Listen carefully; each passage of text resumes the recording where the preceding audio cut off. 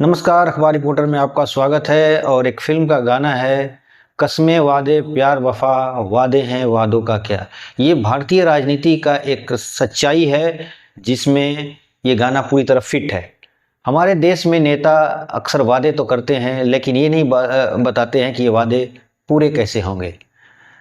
आज हम कुछ और ऐसे ऐसे ही बातें करने जा रहे हैं और ये बातें हैं प्रशांत किशोर के बारे में। प्रशांत किशोर के बारे में हम लोग पिछले सेशन में बात किया था, ये सेशन 2 है उनका। इस पर समीक्षा करेंगे, उनके कुछ इंटरव्यू या उनके दिए हुए भाषण या उनकी पदयात्रा हो रही थी उसमें कही गई बातों का हम समीक्षा करेंगे।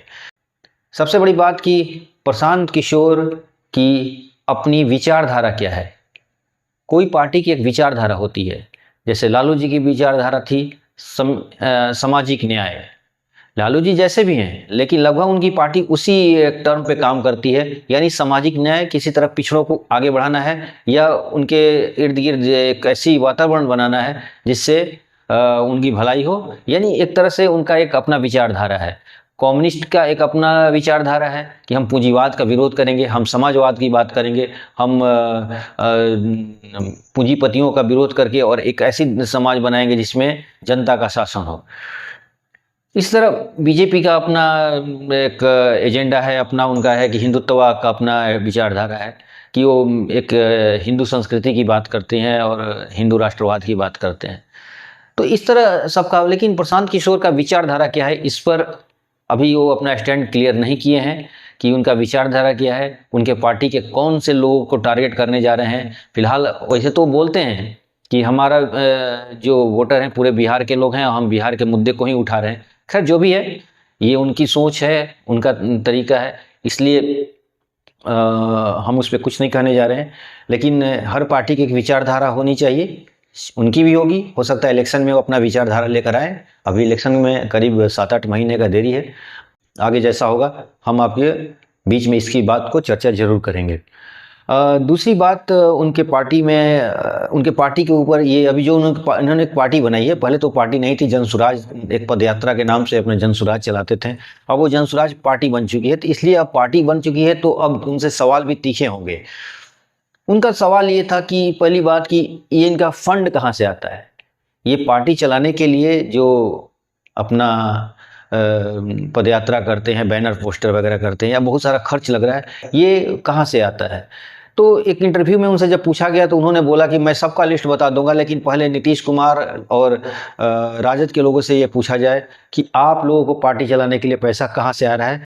ये लगभग 30 सालों से सत्ता में हैं, तो आप लोगों को फंड कहाँ से आ रहा है। तो ये बात आप जरूर पूछिएगा उन लोगों से कि जो लोग हमारे ऊपर ये आरोप लगा रहे हैं। खैर ये तो बात टालने वाली बात हो गई। हर आदमी को आज जानने का ये जरूरी है कि उनको किसी पार्टी को ये फंड कहाँ से आ रहा है। क्योंकि देखिए, प्रशांत किशोर का अभी जो कुछ एक चुनाव प्रबंधक के रूप में उनकी पहचान थी, यानी वो एक रणनीति बनाते थे चुनाव जीतने के लिए। और ये एक नया शब्द था, रणनीति, चुनाव के लिए रणनीति, और एक प्रोफेशनल ढंग से। इसलिए प्रशांत किशोर एक नया चीज लेकर आए हुए थे। लेकिन इसे आम भाषा में बोला जाए तो ये रणनीति नहीं थी, ये एक तरह से वोटर को बरगलाकर वोट लेने का एक तरीका है, जिसे हम आधुनिक नाम भले दे सकते हैं। ये बहुत ही लोकतंत्र के लिए सही चीज नहीं है कि आप एक रणनीति बनाते हैं कि चुनाव कैसे जीता जाए। 2 महीने 3 महीने में एक प्लान करते हैं और जनता के जो पूरे 4-4.5 साल तक जो उनकी तकलीफें हैं उसको भुलाकर, और 6 महीने में इस तरह उनका माइंड को वॉश किया जाता है कि वो वोट दे देते हैं। ये डेमोक्रेसी के लिए सही चीज नहीं है। यानी प्रशांत किशोर ने अभी जो 10 सालों तक किया है, किसी तरह जनता को बरगलाया है या जनता को बरगलाने में अपना सहयोग दिया है। जो भी है, इस तरह का आरोप मेरा नहीं है, ये आरोप उनके जो विपक्ष के लोग हैं, आज वो चूंकि पार्टी में आ गए हैं, पार्टी बना ली है, तो इसलिए उनके ऊपर ये आरोप लगना शुरू हो गया है। तो इस तरह का आरोप उनके विपक्ष के लोग लगा रहे हैं उनके ऊपर। तीसरा जो उनके बारे में, हाँ, तीसरा उनके बारे में जो बातें होती हैं कि वो कुछ बड़बोलेपन बोलते हैं। जैसे तेजस्वी यादव को बोल देते हैं कि वो 9वीं पास हैं, नीतीश कुमार के बारे में भी कुछ आरोप लगाते हैं, या अभी उप मुख्यमंत्री जो हैं बिहार के, उनको ये बोला कि ये छुटभुइयां नेता हैं। तो इस तरह की बड़बोलापन राजनीति के, स्वच्छ राजनीति के लिए सही नहीं है। ये अक्सर इनके ऊपर इनके विपक्ष के लोग अब आरोप लगा रहे हैं कि प्रशांत किशोर बहुत बड़बोला, बड़ी बड़ी बातें करते हैं और इन धरातल पर जो चीज़ नहीं है उसकी सपने दिखा रहे हैं लोगों को।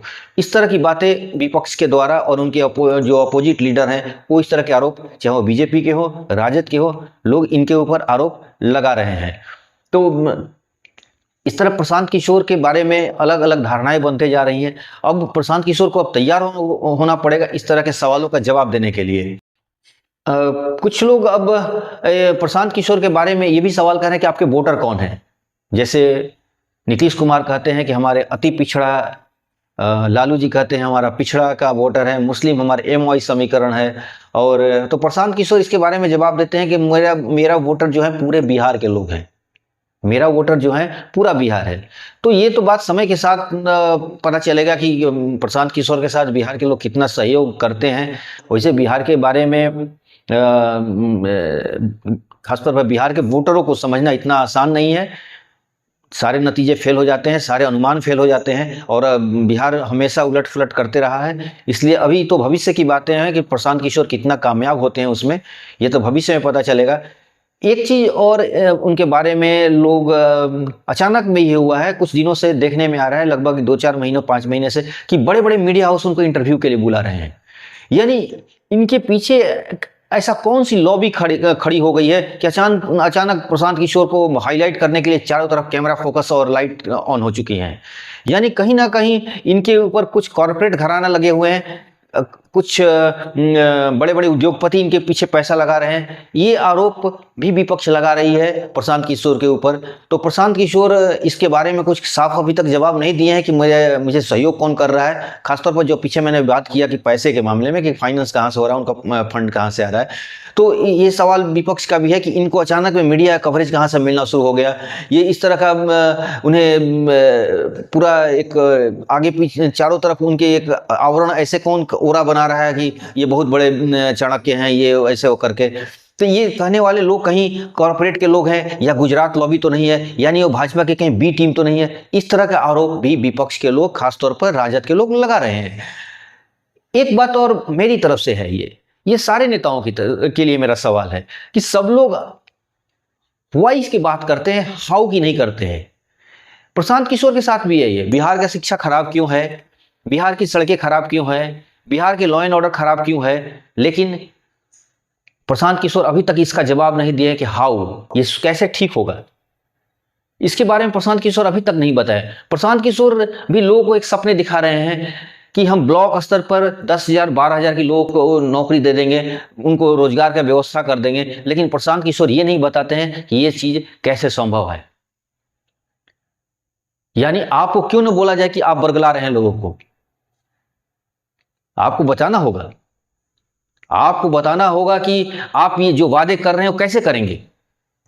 जनता आपको क्यों चुने, जनता अगर आपको चुने तो आपके पास ऐसा क्या योजना है और कौन सी योजना से सबको 10,000 12,000 की नौकरी दिला देंगे, वो भी ब्लॉक स्तर पर, उन्हें रोजगार की व्यवस्था कर देंगे, कैसे करेंगे। ये बात चुनाव में जाने से पहले प्रशांत किशोर को जनता को बताना ही होगा, क्योंकि वही वाली बात है। अभी जो गाना मैंने बताया, कस्मे वादे प्यार वफा, वादे हैं वादों का क्या। तो ये वादे हैं और ये प्यार दिखाकर आप वादों करके और लोगों को वोट ले लें अगर, तो ये सही नहीं है। आपको बताना होगा। आज आपके साथ जैसे प्रशांत किशोर के अभी जो पदयात्रा में आमतौर पर यंगस्टर लोग जाते हैं और बड़े बड़े आजकल अधिकारी IAS वगैरह जुड़ रहे हैं इनकी पार्टियों में, इनकी पार्टी में बड़े बड़े अधिकारी जुट रहे हैं। तो इस तरह ये एक तरह से उनका एक पार्टी का इमेज तो सुधर रहा है, लेकिन वही बात है कि आप जनता को क्या सुधार होगा। ये अधिकारी ये बहुत अच्छे लोग हैं, बड़े पढ़े लिखे हैं, बहुत ऊंचे, लेकिन हर पढ़ा आदमी की एक अच्छा योजनाकार हो सकता है, एक ऐसा प्लान हो सकता है, ये संभव नहीं है। चुनाव जिताना, लोगों को बरगलाकर, रणनीति बनाकर, चुनाव प्रबंधन कर कर एक तरह से लोगों को एक डाइवर्ट कर देना, उनके माइंड वॉश कर देना और 2 महीने के अंदर चुनाव परिणाम अपने फेवर में बदल देना, वो दूसरी बात है। लेकिन लोगों का वादा करके उसको पूरा करना एक दूसरी और अलग बात है। लोगों को वादा करके अगर आप उनका पूरा नहीं करते हैं तो ये एक धोखेबाजी होगी, ये एक लोगों को मूर्ख बनाना होगा।